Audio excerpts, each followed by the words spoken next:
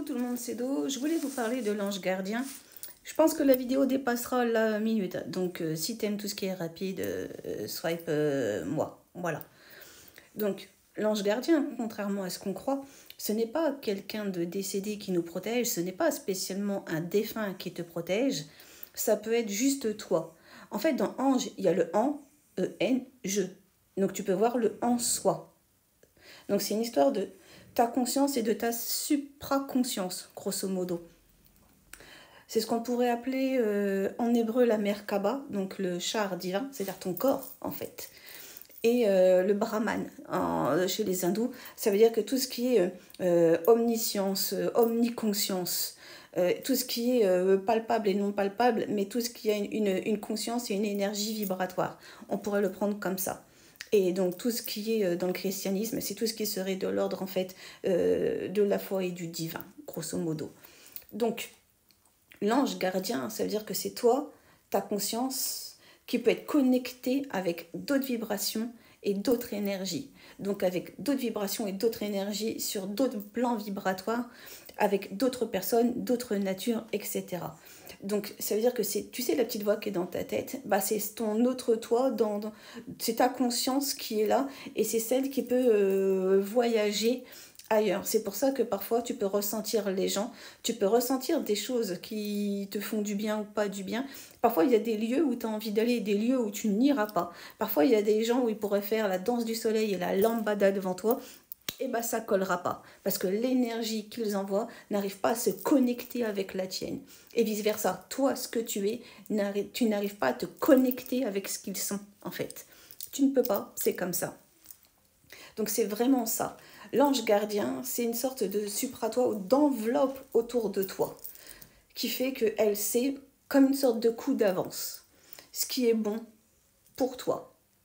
Elle est là, mais il faut en avoir conscience et il faut presque en fait la légitimer comme une vraie personne. Et plus tu fais ça, plus tu arrives à te connecter avec elle, plus tu arriveras à te voir loin dans le temps, si tu veux.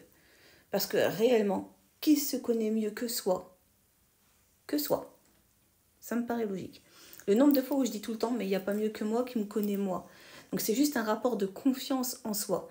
Mais du coup, je me connecte avec mon autre moi, la petite voix qui est dans ma tête, réellement. Et je ne mets pas en doute ce qu'elle peut me dire. Moi, elle me dit, tourne à droite, je tourne à droite. Tourne à gauche, je tourne à gauche. Signe le contrat, je le signe. Signe pas, je le signe pas. Fais-lui confiance, j'y fais confiance. Fais pas confiance, je fais pas confiance. Réellement, ça ne se limite qu'à ça. Et je ne mets pas en doute ce premier instinct que j'ai.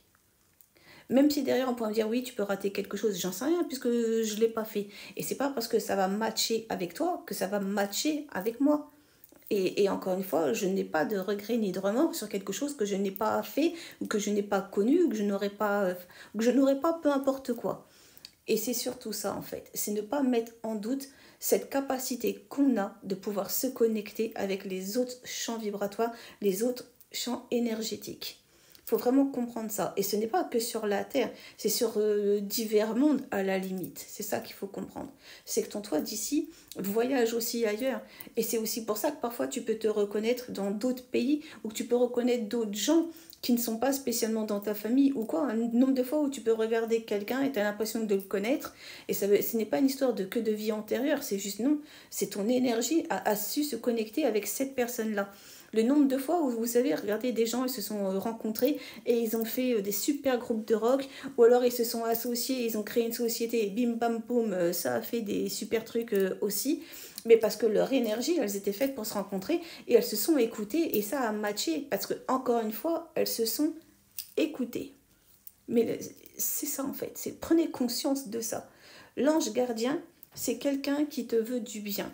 Mais il faut vraiment en avoir conscience et vraiment savoir l'écouter.